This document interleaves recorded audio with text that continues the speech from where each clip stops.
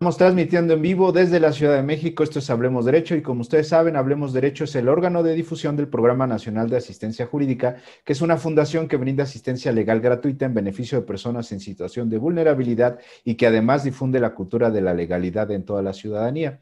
Eso hacemos todos los jueves a las 9:30 de la mañana por esta plataforma de Hablemos Derecho y por supuesto en todas las demás que tenemos. Estamos en YouTube, estamos en Instagram, estamos en Twitter. Por supuesto que en todos esos lugares nos pueden visualizar. Y bueno, pues por supuesto, hoy no es la excepción para difundir la cultura de la legalidad. Hoy tenemos de nueva cuenta a un invitado especial. Él ya nos ha acompañado en este programa de Hablemos Derecho en aras del convenio de colaboración que tenemos con el Poder Judicial de la Ciudad de México. Y bueno, quiero agradecer al maestro Enrique de Jesús Durán Sánchez. Él es juez noveno de proceso oral civil y además en recientes fechas ha sido nombrado como presidente del Colegio de Jueces de la Ciudad de México, lo cual nos da enorme gusto. Te felicitamos, por supuesto, maestro, y te damos la más cordial bienvenida. ¿Cómo estás? Hola, soy Yotsin. Buenas tardes. Muchas gracias por la invitación. Ya somos clientes de este programa. Muchas gracias y a tus órdenes, man. No, hombre, sí, ya no es la primera vez y de verdad siempre que vienes hay mucha afluencia de gente interesada en revisar los tópicos. Hemos grabado programas desde hace tiempo y a la fecha nos siguen haciendo preguntas y nos siguen poniendo como referencia tus programas y entonces pues ya es garantía de que será un gran tema. Y hoy además con un tema que nos viene muy ad hoc, sobre todo por la cuestión, vamos a hablar de la cuestión laboral. En el 1 de mayo del 2019 se hizo una reforma precisamente que tiene que ver con la materia laboral y da un nuevo procedimiento, se quitan las juntas de conciliación y arbitraje, van a desaparecer y se van a crear o se están creando ya tribunales en materia laboral. Platícanos un poco, maestro. Pues fíjate que, bueno, la reforma es de una gran calada y desde luego el impacto que tienen en la vida judicial y en la vida de los justiciables, pues es muy grande. Se cambia el sistema, ya no es las juntas locales que dependían del poder ejecutivo y donde mucho se cuestionaba acerca de pues la parcialidad o se ponía en tela de duda, ¿verdad? La cuestión de la imparcialidad de los órganos resolutores de estos conflictos. Hoy día se decide migrar al modelo de justicia, ¿verdad? Esta triada donde está un operador llamado juez, que es el que tiene obviamente el derecho, el que está diciendo la solución del conflicto, pero el que está alejado completamente de los intereses tanto del actor como del demandado o del trabajador y del patrón o a la inversa. Y entonces la reforma impacta, me parece, de una manera muy grata, porque oraliza el procedimiento ordinario, y tiene muchas aristas también los procedimientos especiales. Entonces yo me gustaría platicar más sobre el procedimiento ordinario. Digo, la reforma modifica plazos de notificaciones, cuestiones de competencia, introduce principios que van a operar durante el procedimiento, da ejes rectores sobre cómo se debe dictar la sentencia, introduce las cuestiones de derechos humanos, obviamente, en la solución y resolución de los conflictos. Pero a mí me llama mucho la atención el procedimiento ordinario, que obviamente es oral. He escuchado a algunos compañeros del foro académico que incluso lo comparan mucho con el procedimiento oral civil y el procedimiento oral mercantil. Y la verdad que es muy novedoso cómo se implementa la reforma, al menos en el procedimiento ordinario, y de eso pues me gustaría platicarte. Por ejemplo, mira, ¿no? El procedimiento ordinario en materia laboral pues se va a abocar de los conflictos individuales y colectivos que no tengan una tramitación especial. Entonces, viene una primera regla de competencia por razón de materia, excluye todo el procedimiento especial y se aboca solamente a los conflictos individuales y colectivos. Un conflicto de huelga, no, tiene procedimiento especial. Entonces, todo lo que no sea especial, esa sería una primera regla sobre la competencia por razón materia, todo lo que no sea especial va a ser a través del procedimiento ordinario. Bueno, tiene también esta característica que conserva el juicio oral en materia civil y mercantil. Es decir, que todas aquellas proposiciones, discusiones, aceptaciones, rechazos, reconocimientos, ya sea de hechos, de derechos, de pruebas que se haya dado en el procedimiento de conciliación prejudicial, no van a ser tomados en cuenta por el juez, no pueden invocar las partes dentro del procedimiento ya judicial, es decir, es la misma regla que tenemos en el oral civil y mercantil, solo que esta etapa de conciliación nosotros lo tenemos en la audiencia preliminar y en el conflicto del trabajo, el procedimiento ordinario saca esta figura de la conciliación y como requisito sine qua non para poder acceder a la justicia, tú tienes que acudir primero al procedimiento de conciliación prejudicial. Algo también muy novedoso, cómo va a iniciar el procedimiento ya ante el juzgado de lo laboral. Bueno, evidentemente con la presentación de la demanda, ante la oficialía de partes correspondiente o la unidad receptora del tribunal competente. En materia federal, pues tiene su propia oficialía de partes. En algunos estados todavía que no se ha implementado por completo la reforma, pues todavía están jugando si va a haber una área, una unidad de gestión o se va a crear una oficialía de partes de lo laboral. A mí me parece que lo conveniente sería crear una oficialía de partes, como lo existe en materia civil, mercantil, penal, justicia para adolescentes, ¿no? Donde puedas ingresar tus promociones. Las unidades de gestión, a veces nos encontramos con el impedimento de los horarios. Es decir, solamente tienen atención de 9 a 3, de 9 a 5 de la tarde. Y en cambio las oficialías de partes, pues garantizas que el servicio se preste, ¿verdad? Desde las 7 horas hasta las 23:59 horas del día. Actos procesales. A ver, algunos actos procesales en la fase escrita del procedimiento, es decir, la etapa postulatoria del procedimiento ordinario laboral, denominémoslo así. El tribunal, es decir, el juzgado, el juez como tal, para auxiliarse en el dictado de los acuerdos o providencias, lo va a hacer a través del secretario instructor. En este sistema laboral, muchos se cuestionan en materia civil y mercantil, que dicen, bueno, es que el juez tiene un secretario, el secretario es el que hace las propuestas de acuerdo.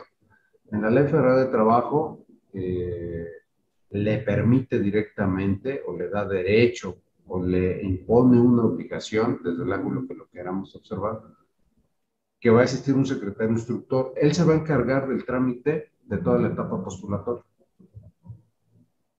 Cuestionable sería el tema de la inmediación. Es decir, bueno, durante la etapa postulatoria no va a haber inmediación del juez o sí va a haber inmediación del juez. Lo que hasta ahora yo conozco en el sistema, lo que se está implementando es que sí el secretario lleva el procedimiento, pero los actos a final de cuentas son pasados bajo la aprobación y sanción de la autoridad del juez. Entonces, aunque la reforma pareciera que indique que solo es el secretario instructor el que lleva el procedimiento, en realidad intervienen los dos sujetos. ¿Qué acuerdos van a recaer al escrito inicial de Maestro, demanda? nada más déjame aclarar a nuestros amigos que no son abogados, esa inmediación implica que el juez esté presente, de hecho se da mucho en la oralidad civil, mercantil y familiar, que el juez debe estar presente en todo momento durante las audiencias, so pena de que sean inválidas, ¿no? De que no sea válido lo que se haga sin la presencia del juez. Sin embargo, aquí estamos en una etapa postulatoria todavía, ¿no? En donde no se ha cerrado la litis y no se hacen actos todavía probatorios, no hay audiencias de juicio ni todo ese tipo de cosas, ¿no?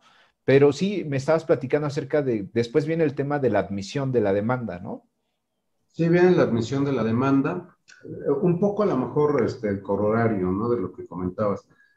Sí, mucho se piensa que la inmediación solamente se da en la etapa de las audiencias, ¿no? Que el juez está presente y el único que escucha la prueba es el único que puede, perdón, el único que admite la prueba es el único que puede desahogarla y es el único que puede dictar la sentencia.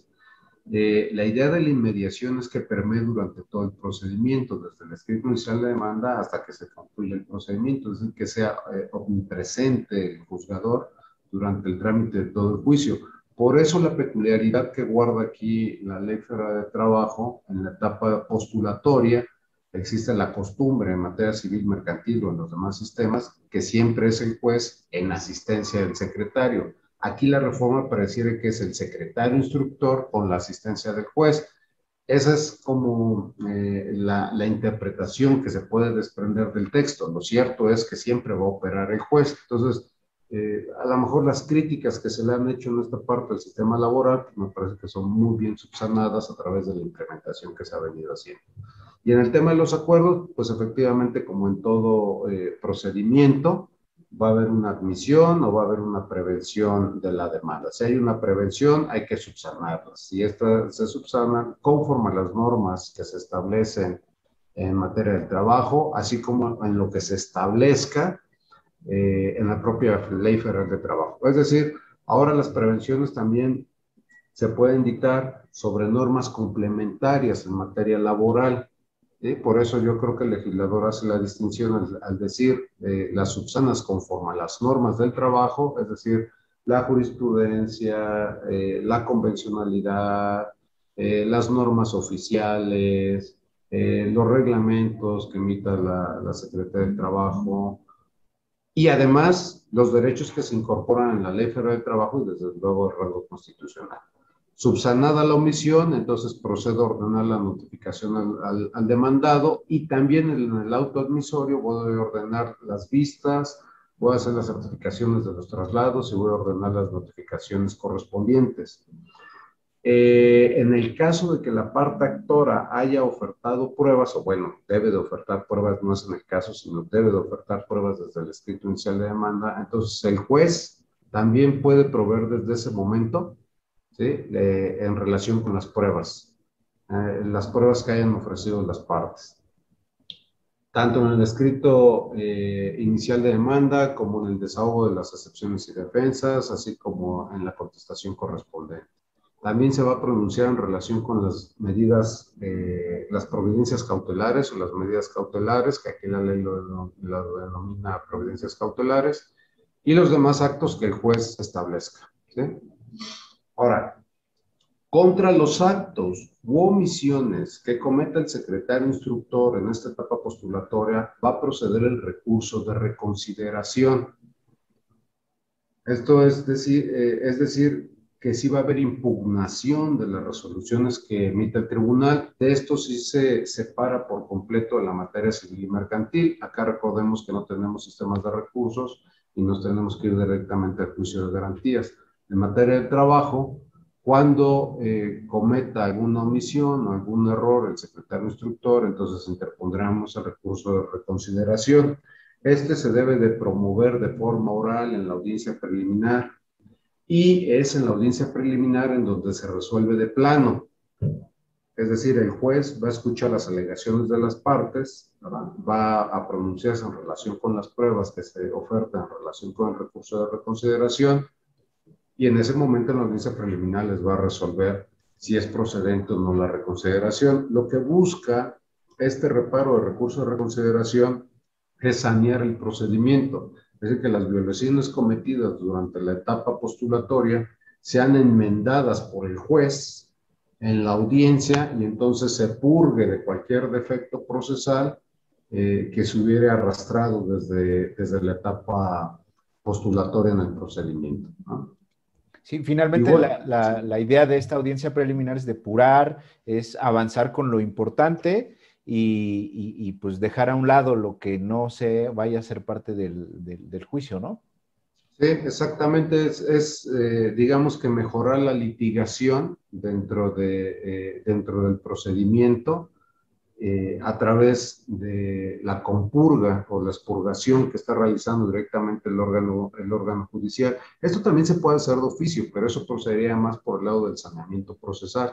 Pero las partes, si consideran que existe algún defecto en el procedimiento, pues interpongan recursos de reconsideración, ¿no? En el caso, por ejemplo, de la demanda, requisitos de la demanda, vienen algunos temas aquí, algunas cuestiones muy interesantes, ¿no? Pero bueno, así de manera muy general, obviamente se va a formular por escrito, se deben de acompañar las copias que se consideren necesarias para el demandado o demandados, ¿verdad?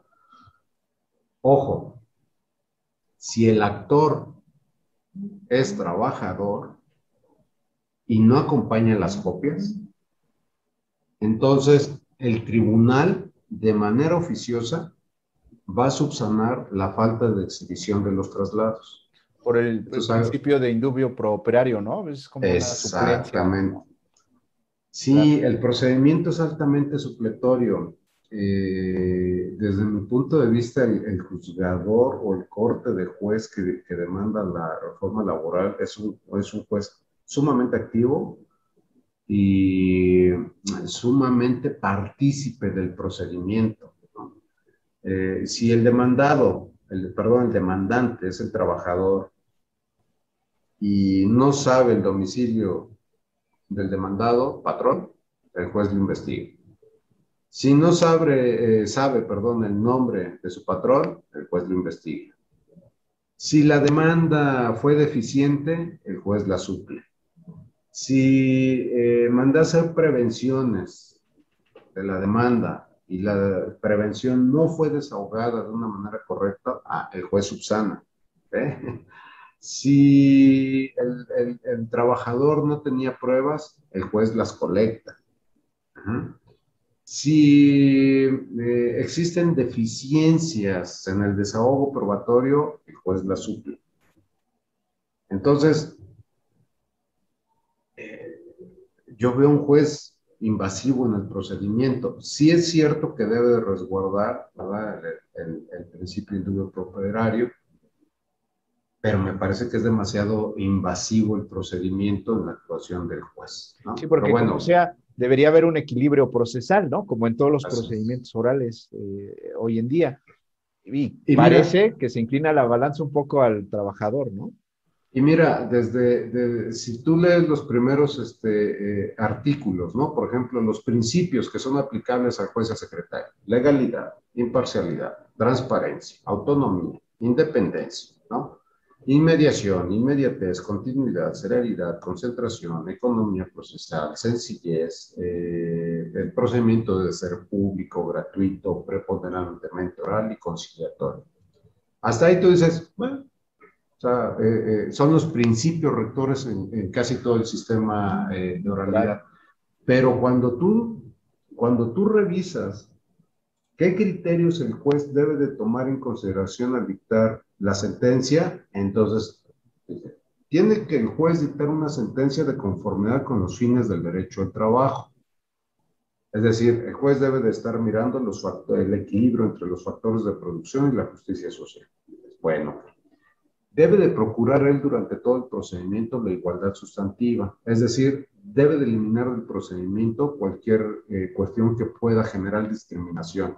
No se diga contra las mujeres, contra niños, niñas o adolescentes, contra personas con alguna discapacidad, contra adultos mayores, ¿sí? Siempre el juez debe de ser cuidadoso de que durante el procedimiento no se nulifiquen o menoscabe el goce o ejercicio de algún derecho humano o alguna libertad fundamental. Pero luego te dice, a ver, el trabajo lo debes de ver en el dictado de la sentencia como un derecho y como un deber social. ¿Sí? No debes de permitir que en la resolución o en la toma de decisiones existan prácticas discriminatorias. Debemos de privilegiar, por ejemplo, la solución del conflicto frente al formalismo. El procedimiento es altamente supletorio y esto está conforme a las reglas del artículo 873 de la Ley Federal de Trabajo, si no mal recuerdo, ¿no? Es decir, el sistema se llena de una serie de principios que vuelvo a lo mismo, vuelven a un juzgador entrometido en el procedimiento. Yo no sé hasta dónde, pues la práctica ahora del precedente, ya no jurisprudencial, sino del precedente, vaya a comenzar a modelar o a moldear la intervención del juzgador en el trámite del procedimiento, ¿no? Fíjate que está súper interesante porque pues es una nueva forma de juzgar, ¿no? Y muchos dirán, pues se entiende porque pues el trabajador es el desprotegido y hay que velar por sus intereses, derechos humanos, pero hasta qué tanto, como tú bien dices, se entromete el juez y se excede, ¿no? Porque corremos el riesgo de que se exceda. Y bueno, aquí un tema, el requisito de la demanda, algo que se me hace muy interesante es el agotar la etapa de conciliación. De hecho, creo que es un requisito, por favor, dinos Sí. tú, para poder acceder, de hecho, en la demanda deberá ir acompañado el tema de la personalidad, el tema de las pruebas, como ya bien dijiste, pero sobre todo la constancia de haber pasado por la etapa de conciliación. Platícanos, por favor.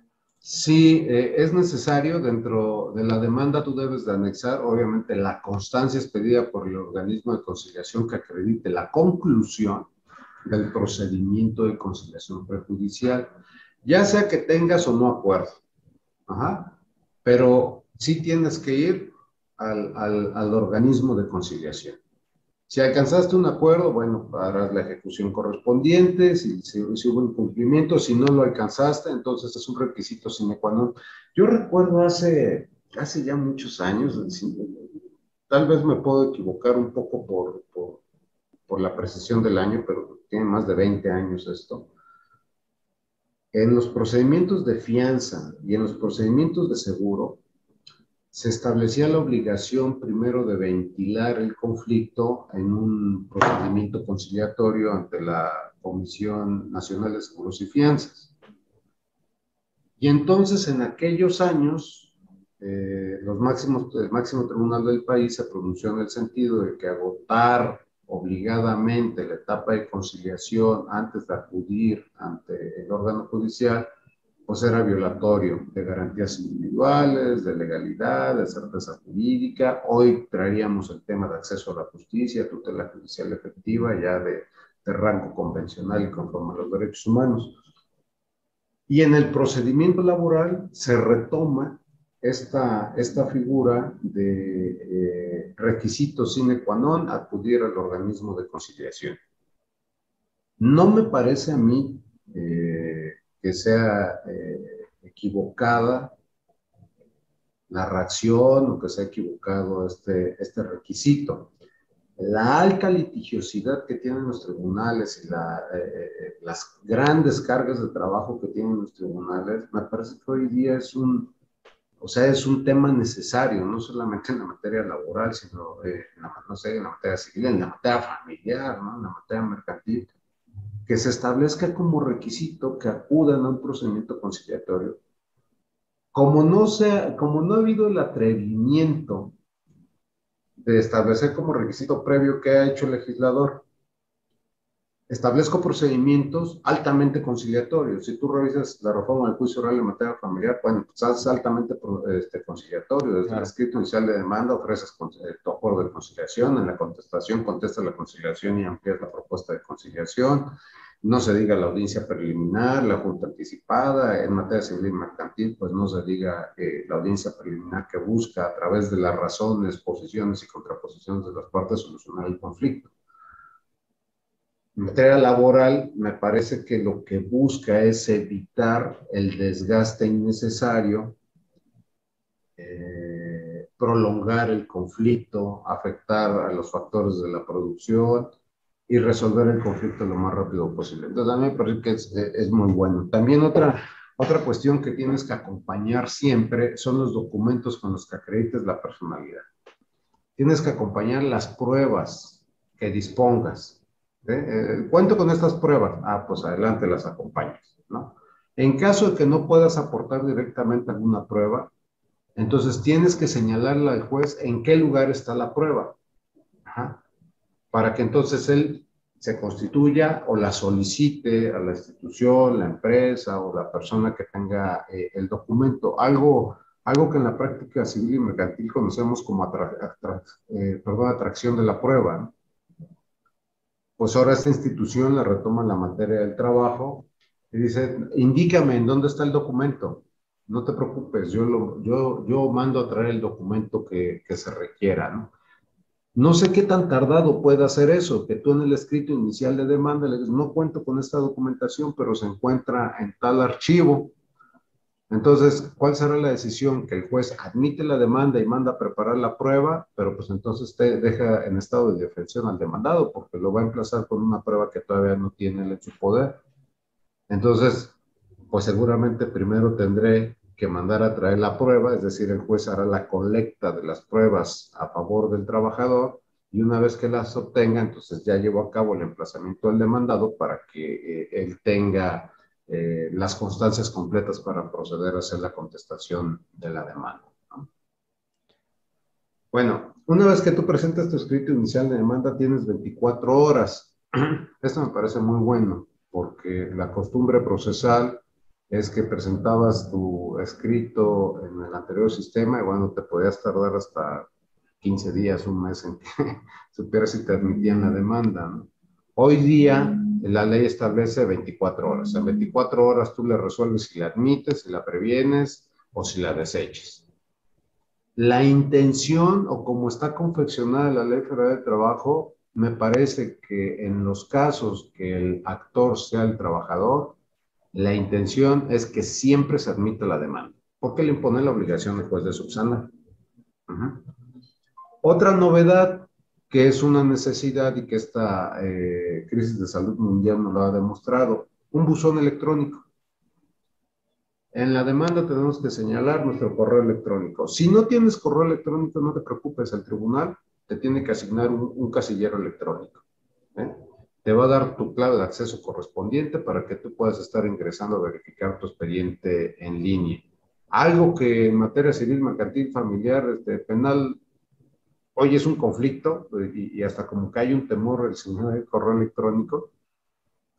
Luego, a mí aquí en la experiencia me contestan, y, es que ¿por qué me requiere a mí el correo electrónico si no lo establece el Código de Comercio? Bueno, ahora la Ley Federal de Trabajo sí lo establece con claridad, ¿no? Vamos a requerirles el casillero electrónico, le denomina la ley, ¿no? La clave de acceso correspondiente. Bueno, igualmente, el tribunal debe de ser cuidadoso y advertirle al trabajador cuando esté promoviendo acciones contrarias o contradictorias. También le debe de precisar cuando no haya señalado con exactitud el salario base de la acción. Son cosas que el juez ahora va a tener que colectar. Para subsanar estas deficiencias, el tribunal le va a dar 3 días. Y ese acuerdo se debe de notificar de manera personal, es decir, el auto que previene la admisión de la demanda se debe notificar personalmente al actor, máxime si el actor es el trabajador, ¿no? Bueno, si en ese plazo de los 3 días no subsana la deficiencia, entonces el tribunal la va a subsanar y va a corregir las irregularidades.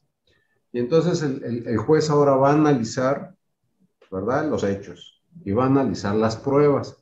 Y conforme a esos hechos y conforme a esas pruebas, el juez va a subsanar las deficiencias, mirando la no discriminación, mirando los derechos humanos y todos estos principios de los que te había hecho partícipe hace algunos minutos, querido amigo. Claro, ahora eso no significa que ya en automático el trabajador vaya a ganar siempre los asuntos, porque se trata de que no sea una ventaja indebida, ¿no? Simplemente suple, como se supone que el trabajador es el vulnerable, bueno, se le apoya, por lo menos creo que este es el interés de la reforma, el espíritu, como le llamamos los abogados del legislador, proteger al trabajador, pero no quiere decir que en su momento ya por ese beneficio de cuidar el proceso vaya a ganar el trabajador, aunque pues sí le está ayudando en una gran medida, ¿no? Fíjate que le voy a hacer de abogado del diablo, ¿no? Si yo fuera litigante y leo esta norma, yo sí me preocuparía mucho si fuera en materia del trabajo, como que hay los abogados que se dedican solo a defender, ¿Al pues, sí, patrón patrón, o a y trabajador? despachos que se dedican solo al trabajador, ¿no? Y ya hay una cierta costumbre de que la justicia laboral hoy día suple, ¿no? Pero como que es una suplencia que es un tanto obligada por jurisprudencia. Pero yo encontrar una disposición expresa, ¿no? Del calado como las que ahorita contiene, hoy día contiene la Ley Federal de Trabajo, a mí sí me daría temor, porque diría, pues bueno, el actor es el trabajador y voy a litigar contra el juez porque el juez le va a suplir todo, ¿no? Como juzgador, me parece que uno debe de tener la prudencia, el atino, la simetría necesaria y sobre todo la imparcialidad de vida, de cuidar el no estar litigando Claro. por una de las partes. Una cosa es que yo subsane, que me digas, es que el salario tú me lo pides a razón de 10 pesos cuando el salario mínimo es de 120 pesos. Otra cosa es que yo te enderece por completo la acción, ¿no? Es que mira, no debiste haber solicitado esta prestación, sino la prestación correcta que debes de solicitar esta, ¿no? Ah, mira, tu teoría fáctica la planteaste mal. La teoría fáctica correcta que debes de plantear es esta. Ah, tu teoría probatoria. En el tema de la teoría probatoria eh, hago mis reservas, porque ya te explicaba que en algún momento el juez tiene que colectar las pruebas que no, con las que no cuenta el demandado. Ya lo estamos viendo desde el escrito inicial de demanda, solamente te digo, oye, pues este documento está en tal archivo, pues el juez lo manda a traer. Entonces, yo creo que debo ser un juzgador muy prudente, pero exageradamente prudente, en que la suplencia no se convierta en asesoramiento y en que el subsanar no se convierta en litigio. Sí, claro, porque el juez debe ser imparcial, ¿no? Debe mantener un equilibrio procesal y finalmente resolver conforme a derecho, pero en igualdad de circunstancias. Eh, Se antoja difícil en este procedimiento, pero pues vamos a ver cómo se van dando las cosas, ¿no? Sí, es un procedimiento que está en construcción, bueno, es más, están en proceso de selección muchos estados, hay estados que ya implementaron, hay estados que apenas están en el diseño institucional, hay estados en los que todavía ni siquiera se define si ya entran en este año o entran el siguiente y van a pedir una prórroga, en fin, es un sistema que apenas se está construyendo, pero pues ahí están los estándares que la Ley Federal de Trabajo te establece. Por ejemplo, te dice, una vez que tú presentaste los escritos en la etapa postulatoria, no te voy a recibir otros escritos. Salvo que sean sobrevenidos o te ofrezco pruebas para sustentar las objeciones. Bueno, anda, te autorizo en esos supuestos. El tribunal de manera, por ejemplo, oficiosa puede admitir la ampliación de la demanda. Fíjate, este tema como que siempre uno dice, contestada la demanda y desahogadas las excepciones y defensas, no se puede ampliar la demanda. Eso es lo que conocemos en materia civil y mercantil y también la práctica laboral por ahí ha ido hasta antes de la reforma. Ahora, en la Ley Federal del Trabajo te permite ampliar la demanda. ¿Cuándo? Cuando tú contestas la demanda y haces valer pruebas novedosas o pruebas desconocidas y hechos novedosos, en ese momento el demandante puede ampliar la litis. Entonces, ante hechos que yo como trabajador no conocía cuando demandé al patrón y él señala esos hechos, entonces yo puedo ampliar la litis. Ahí sí te puedo entonces ampliar las prestaciones, ¿verdad? Ahí sí te puedo ampliar las peticiones. Entonces, bueno, a mí me parece que es un cambio sustancial. Eh, una vez que te admiten la demanda, voy a tener 5 días, entonces 24 horas para ponerlo. Y los 5 días, bueno, desahogo la prevención, 3 días, y entonces tengo 5 días para la admisión. En esos 5 días, una vez que se admitió, entonces el tribunal va a emplazar a la parte demandada, le entrega la copia correspondiente, los escritos respectivos, le señala las pruebas respectivas, y entonces va a tener un plazo de 15 días el demandado para dar contestación a la demanda, ofrecer caso, ofrecer pruebas en su caso y reconvenir. Uh-huh. Fíjate que está súper interesante el procedimiento. Ya estamos un poco comprometidos en cuestiones de tiempo, maestro, pero vamos a intentar darle salida porque está súper interesante. Seguro nuestros amigos están picados ya viendo el tema porque sí hay muchas cosas nuevas, pero seguimos, por favor.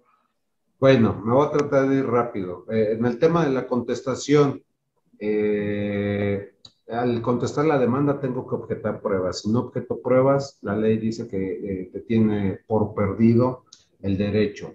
Algo que es muy puntual en el caso de la contestación de la demanda, ahí sí no existe de otra. O los afirmas o los niegas. Señales cuales ignoras y en su caso expones las manifestaciones que fueran convenientes, ¿no? Sí. Maestro, en materia Ajá. civil, cuando no se contesta un hecho, se tiene por contestado en sentido afirmativo en materia civil. En materia familiar se tiene por contestado en sentido negativo. ¿Cómo será en materia laboral? Por confesado. Igual que en la civil. Igual. Pues sí, igual que en la civil, pareciera que es una distinción de ni afirmativo ni negativo, sino confesado, pues es afirmativo, ¿no? Claro. Pues ya lo aceptaste, ¿no? Dice la ley federal de trabajo, los que no contestes o los que contestes incluso con evasivas, se te van a tener por admitidos, ¿eh? El clásico, ni lo afirmo ni lo niego, ni lo niego. Pues en materia de trabajo está admitido, ¿no? Claro. ¿Sí? Sí, hay que decirlo concretamente, niego, ¿no? No es cierto. Sí. Por esto, por Bueno, otro, ¿no? si tú exactamente, tienes que argumentar, porque si tú solamente, el hecho uno se niega por no ser propio. Uy, la ley dice, ya lo confesaste. Entonces tienes que, no es cierto, no es propio y estas son las causas y las razones. Claro. Ajá. Pero causas y razones en derecho, causas y razones con evasiva, está Confeso. admitido. Así es, ¿no? Es una sanción procesal muy, muy robusta que tiene la ley federal del trabajo y a mí me parece que está muy bien porque va a mejorar la litigación, ¿no?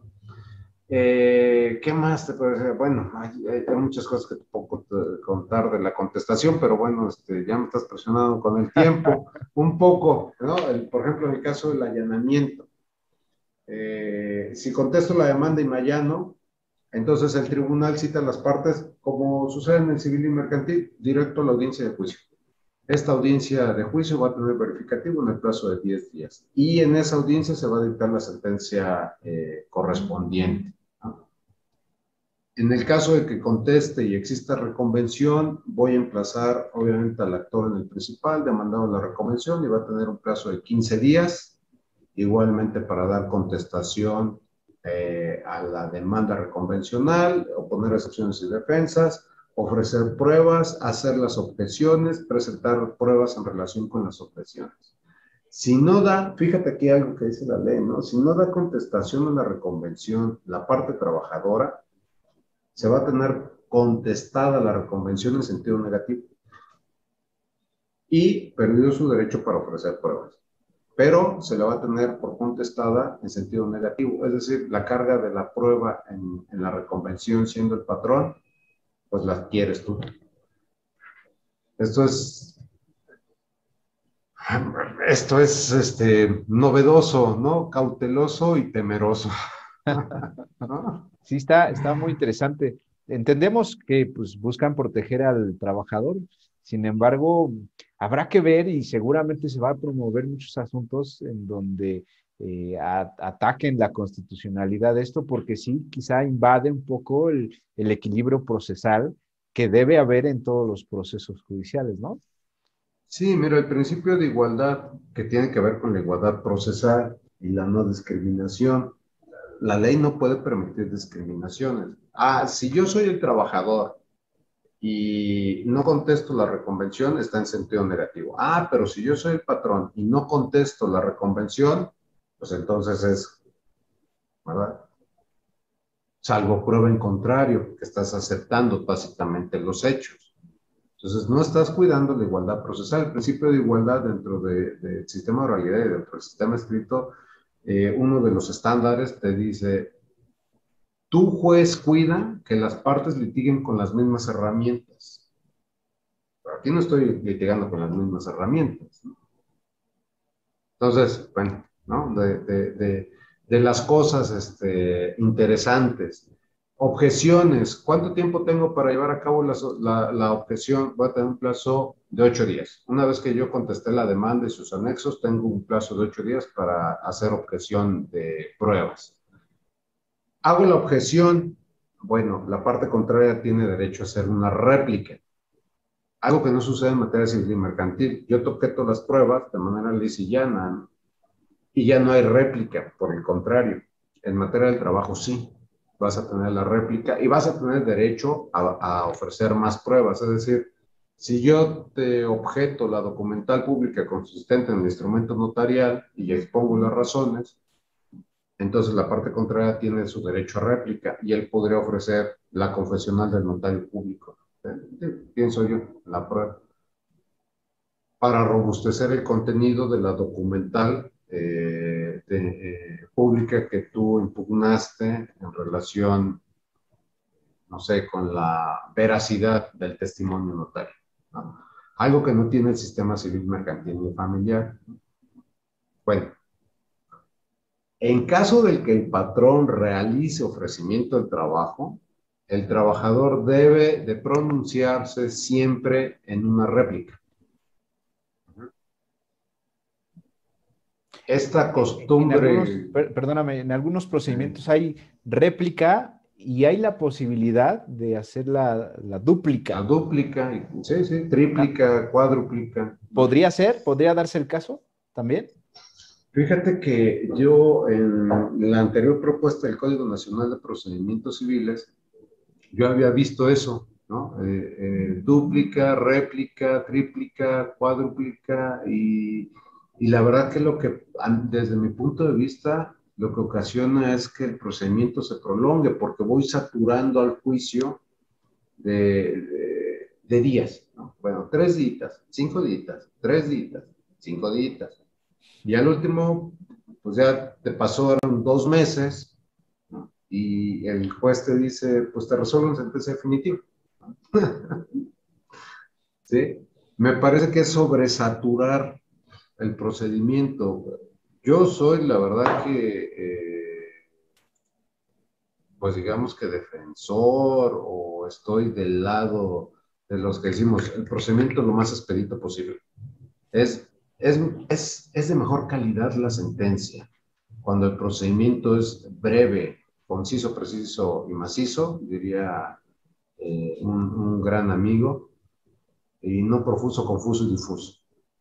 Entre más espacio les das a las partes de estar promoviendo y promoviendo y promoviendo y promoviendo y promoviendo, el juicio se hace perro.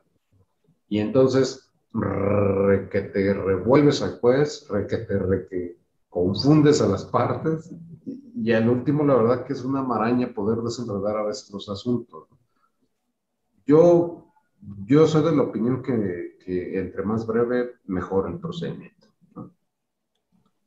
Eh, Bueno, esto de la réplica, vas a tener 5 días para hacer tu réplica o contrarréplica y objetar pruebas de las objetadas. Fíjate, ¿no? O sea, objeto yo pruebas, réplica. Ofrezco pruebas, contrarréplica. Puedes objetar las pruebas que ofrecí para robustecer el valor probatorio de las que tú objetaste. Comienza a enredar mucho el procedimiento. Bueno, transcurridos estos plazos de escrito inicial, demanda, contestación, reconvención, contestación a la reconvención, réplica, contrarréplica, ahora sí ya viene la audiencia preliminar. Y la audiencia preliminar tienes igualmente que en el sistema civil mercantil, pues tienes tus 10 días para el señalamiento de la audiencia. ¿Cuánto tiempo tenemos, amigo? No sé cómo. Ya estamos cerca de terminar. Si quieres, hablamos brevemente de la audiencia preliminar, qué se hace, evidentemente la admisión de pruebas, la depuración del procedimiento. No sé si aquí haya acuerdos También hay para acuerdos sobre hechos no probatorios. controvertidos, acuerdos probatorios. Fíjate que, perdón que a lo mejor te cambie y en el abuso a la confianza, diría en la canción que Adelante, amigo. existe, a mí me gustaría un poquito más bien tocarte el tema del contenido de la sentencia, porque son cosas que se deben de cuidar en el sistema y me parece que son cosas que los abogados tendrán que cuidar mucho en llevar el juicio, ¿verdad? En este estándar procesal, en este estándar probatorio y en este estándar argumentativo también. Adelante, Fíjate, adelante. las sentencias las deben de dictar a verdad sabida. Imagínate, a verdad sabida, ¿no? De buena fe. El juez debe de apreciar los hechos en conciencia. No se debe de sujetar a reglas o formulismos. ¿Qué te está diciendo? No vamos a admitir el sistema de prueba tasada. Vamos a tener un sistema de libre valoración. ¿Eh? Los tribunales deben de estudiar de manera puntual todos los argumentos, todas las excepciones y todas las pruebas. Es decir, no se elimina la práctica de la acumulación, ¿no? Y estas 200 pruebas acreditan el mismo hecho. No. Prueba a prueba, hecho a hecho, excepción a excepción. Y esto, a lo mejor yo distraigo la pregunta que me hacías o el tema que me proponías de la audiencia preliminar, pero eso me parece más importante porque es la materia sustancial o el fondo también que tiene que ver mucho con la reforma procesal. O sea, obliga al juez a fundar y motivar con exactitud, tener congruencia interna y externa, exhaustividad y completitud. Principios que se pueden hacer valer en la impugnación si no se dicta esa sentencia de esa manera, ¿no? El juez al exponer su fallo debe de establecer con claridad cuáles son los motivos, los fundamentos legales en que está apoyando su resolución. Las sentencias deben de ser claras, precisas, congruentes con la demanda, la contestación y la réplica, dúplica, tríplica, cuádruplica que se presenten en el procedimiento. Entonces es una sentencia muy robusta, pero imagínate esa sentencia tan robusta, el juez explicándola oralmente, cuando se supone que las sentencias tendrían que ser democratizadas o democráticas, y además en una explicación breve, sencilla y con una fácil lectura. Pero bueno, estás hablando de la clase una clase vulnerable o una clase desprotegida que es el trabajador. Pero al juez le impones una obligación de hacer un procedimiento robusto. Fíjate, cuando se trate de sentencias que se dicten prestaciones económicas, el juez tiene que establecer con claridad cuál es el salario base de la condena. Va a tener que cuantificar el importe de las prestaciones, ¿sí? Y excepcionalmente se va a mandar a liquidación vía incidental la sentencia, es decir, que impone la obligación de liquidar siempre el juez la sentencia, nada de, pues a 3 años, 5 meses, 4 días, 3 horas de salarios. No, cuantifícalos. Si son de difícil cuantificación, mándalo a ejecución de sentencia vía incidental. Pero si tú las puedes cuantificar, cuantifícalas. Eso me parece que es muy asertivo porque ahorras muchos pasos en la etapa de ejecución de sentencia. eh, debe de establecer con claridad cuáles son las bases bajo las cuales se va a cumplimentar la sentencia. Y siempre debe de estar basada esa resolución en la autonomía y en la independencia judicial, que es algo que garantiza el sistema o la reforma al migrar la justicia laboral a los poderes judiciales y dejarla o sacársela de las manos al Poder Ejecutivo. Siempre se criticó eso, por qué la justicia laboral estaba dentro del marco institucional del Poder Ejecutivo, cuando pues, si se trata de administrar justicia debería estar en el judicial, y esto lo hace esta reforma del 2019, ¿no? Sí, por eso me parece que es muy noble, ¿no? Muy noble la reforma en ese aspecto. ¿Cuántos minutos me quedan Maestro, tenemos a como mí? 5 minutitos, 10 Cinco máximo. minutitos, ok. Lo que tú nos quieras comentar. Yo creo que a lo mejor te emplazo y en algún otro momento damos un poco la plática. Ha sido complicado empalmar ahí los horarios. Tenemos ya un buen rato queriendo hacer esta transmisión, pero bueno, pues ojalá que podamos hacerlo en otro momento, pero disponemos de ese tiempo a tu disposición. Bien, mira, nos comprometeríamos a platicar sobre las audiencias, a lo mejor un poco que también causa zozobra dentro de este nuevo modelo de justicia laboral, el tema de la competencia, ¿no? ¿Quiénes tienen competencia? Obviamente, los tribunales del Poder Judicial de la Federación y los tribunales de las entidades federativas. ¿Qué conflictos van a conocer? Bueno, obviamente conflictos entre trabajadores y patrones, entre trabajadores y trabajadores, entre patrones y patrones, y todos los relacionados con cuestiones de trabajo o hechos relacionados con ella. Cuando el legislador dice o hechos relacionados con ella, seguramente a muchos se les va a ocurrir ir a plantear el tema de las comisiones mercantiles. Esto me parece que sería un buen tema, una bonita mesa de debate, un conversatorio entre si las comisiones, los contratos de comisión mercantil pueden ser considerados o no una relación de suprasubordinación, pues, si son considerados dentro del derecho al trabajo. Los tribunales federales, ¿qué van a conocer? Van a conocer todos los conflictos que tengan que ver con industria, empresas y todo lo que es materia de competencia del artículo 123, apartado A, fracciones 31 de la Constitución Política o de la Constitución Política Federal y todas las que señala el artículo 527 de la Ley Federal de Trabajo. Todo eso es materia de la justicia federal. Todo lo demás va a ser justicia local. Justicia local siempre y cuando se suscite dentro de tu jurisdicción o tu competencia territorial. Si sucede en otra competencia territorial, pues será competente el juez del estado que resulte en el conflicto. Bueno, todos los conflictos en materia de capacitación, adiestramiento, seguridad, higiene, todos esos conflictos, huelga, van a ser materia federal. También no lo pueden conocer los tribunales locales, lo conocen los tribunales federales. ¿Sí? Establece la Ley Federal del Trabajo algo que nosotros conocemos en materia mercantil como la jurisdicción concurrente. Dice, cuando el tribunal admite la demanda, ordena se saquen las copias, se integren los documentos, es decir, en materia de seguridad, higiene, de adiestramiento y capacitación, si el tribunal local recibe una demanda de ese índole, entonces la integra debidamente y la manda al tribunal federal. Nada de que me declare incompetente, recoge tus documentos y luego preséntala ante el tribunal que consideres competente. No, ahí tiene una regla de reenvío automático.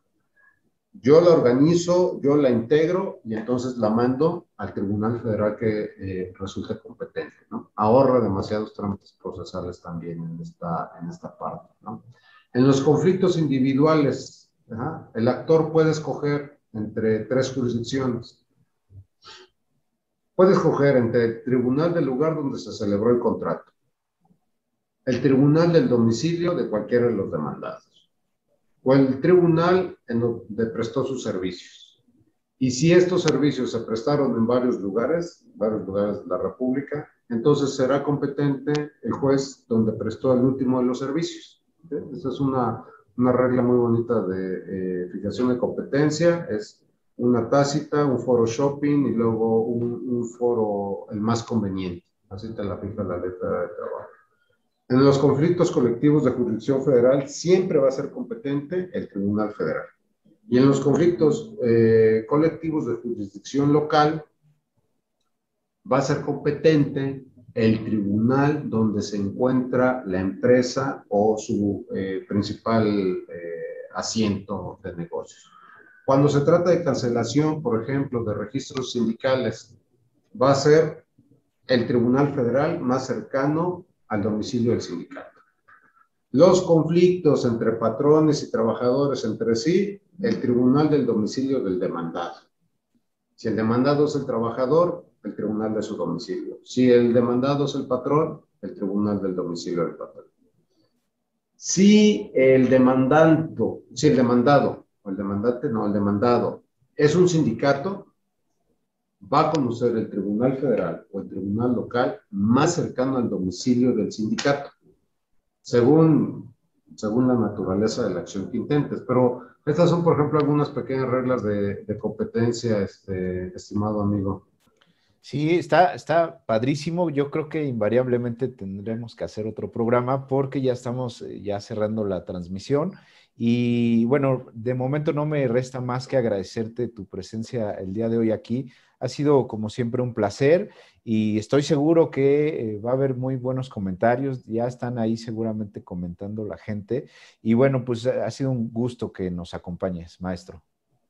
Muchas gracias, estoy a tus órdenes y reprogramamos si quieres la continuación. Sí, yo creo que va a ser importante y nos lo van a exigir casi, casi. Así es que, bueno, pues estamos pendientes, vamos a organizar las agendas. Yo sé que está muy complicado. De hecho, casi llevamos un año intentando hacer esta transmisión, pero pues por algún tema ahí, en algún momento ya estábamos Laboral, listos. personal y hasta Sí, ahorita, sí, hace 5 minutos, ¿no? Que se cayó el sistema. no podíamos entrar fácilmente. Pero bueno, yo te agradezco mucho y pues aquí estamos. Igualmente a tus órdenes y a las órdenes de todos. Muchas gracias por la invitación. Muy bien, y queridos amigos, esto ha sido todo. Hablemos Derecho agradece el favor de su atención. Recuerden compartir las transmisiones de Hablemos Derecho, siempre con contenido importante, interesante. Hoy, evidentemente, no fue la excepción. Y bueno, pues denle like, suscríbanse a todas nuestras formas de contacto, sigan apoyando al Programa Nacional de Asistencia Jurídica. Agradecemos las entrevistas, los reportajes que hacen sobre los casos de nuestra fundación. Seguimos dando asistencia legal gratuita o a bajo costo en beneficio de personas en situación de vulnerabilidad. Y bueno, ya vamos a cumplir en este año 2021 17 años de labor ininterrumpida y estamos más que emocionados precisamente por eso. Seguramente no vamos a poder festejar como deberíamos por el tema de la pandemia, pero bueno, ya habrá oportunidad. Les agradezco mucho su atención y nos vemos la próxima. Que tengan un excelente día.